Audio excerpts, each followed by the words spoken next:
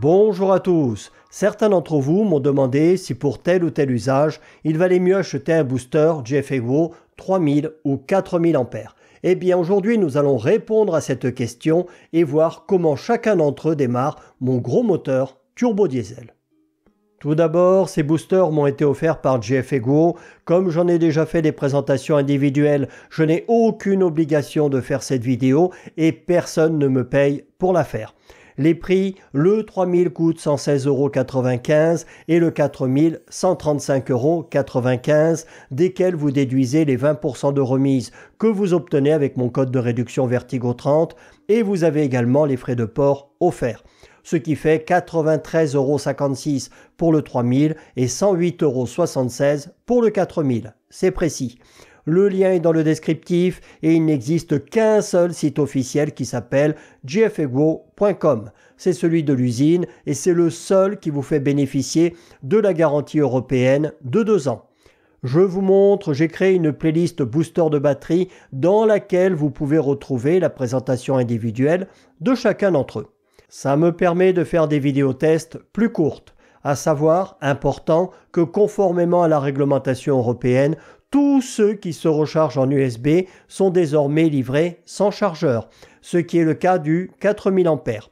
Le 3000 est un peu plus encombrant, mais il fait aussi office de gonfleur et ils sont tous les deux livrés dans des pochettes semi-souples, celle du 4000 étant plus petite. Le 3000 délivre toute sa puissance sans protection, tandis que le 4000 en a une et est muni d'un bouton Boost situé sur le connecteur en cas de besoin, que pour l'instant je n'ai jamais eu besoin d'utiliser. Voilà, après celle-ci, vous pourrez aller voir leurs vidéos individuelles si vous voulez tout savoir sur chacun d'entre eux. Nous nous retrouvons à la voiture pour le test de ces deux boosters GFEGO. Je vous rappelle que j'ai un Toyota Land Cruiser KZJ 95 à moteur 3 litres turbo diesel 4 cylindres, modèle 1 KZTE, dont le démarreur en 12 volts est alimenté par 2 batteries de 85 ampères-heure montées en série. Pour mes tests, je les remplace par une seule batterie, fatiguée bien sûr, de 60 ampères-heure.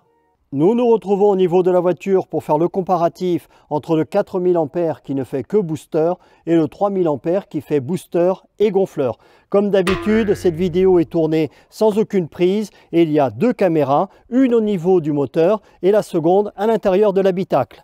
Nous allons commencer par faire une première tentative de démarrage sans le booster. Les voyants s'allument très faiblement.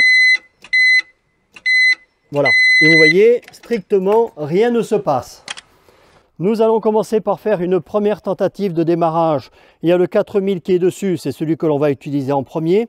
Donc, je branche en premier le plus. Voilà. Ensuite, le moins. Je vais ensuite mettre le connecteur en place. Vous voyez qu'il y a un détrompeur sur la prise, sur le booster. Donc, je le mets dans le bon sens. Ensuite, je le mets dans le bon sens, je l'allume et j'ai 30 secondes pour démarrer la voiture. Il est à 61% de charge. Je tourne la clé.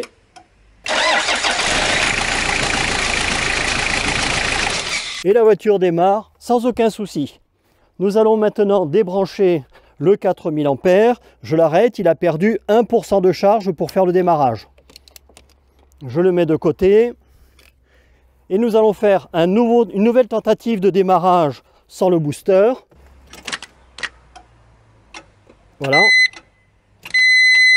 Vous entendez, strictement rien ne se passe. Nous allons donc maintenant mettre le 3000 en place. Il a un câble plus qui est un peu plus long que celui du 4000 et plus long que le moins. Donc comme d'habitude, je branche le plus en premier, le moins. Alors l'ouverture des pinces est très large, hein. Ça rentre très facilement sur les bornes des batteries.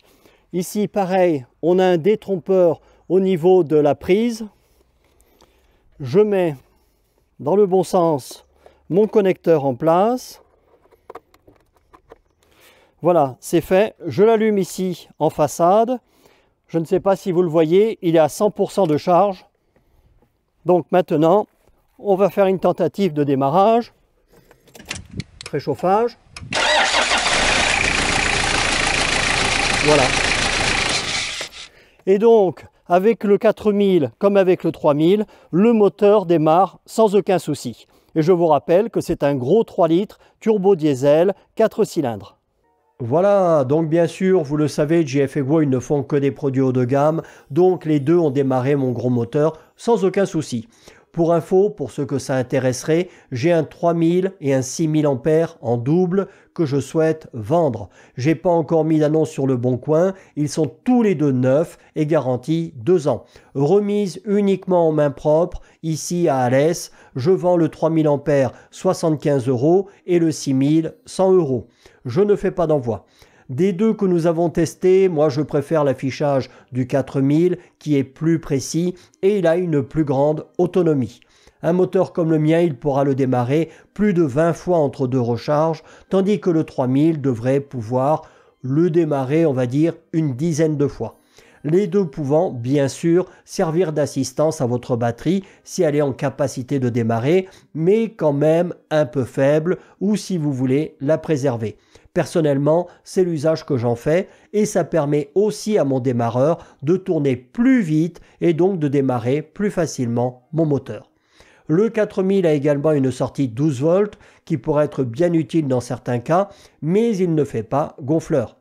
Je précise que le 3000 ne peut servir de gonfleur que sur sa batterie. Si elle est vide, vous ne pouvez pas, comme avec un autre gonfleur que j'ai, vous en servir en le raccordant sur la prise allume-cigare.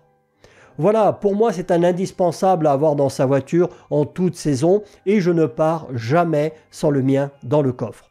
N'oubliez pas mon code de réduction Vertigo 30 qui vous fait bénéficier de 20% de remise et des frais de port offerts. Après, c'est à chacun de voir en fonction de ses besoins quel produit est le mieux adapté à son usage. Salut à tous.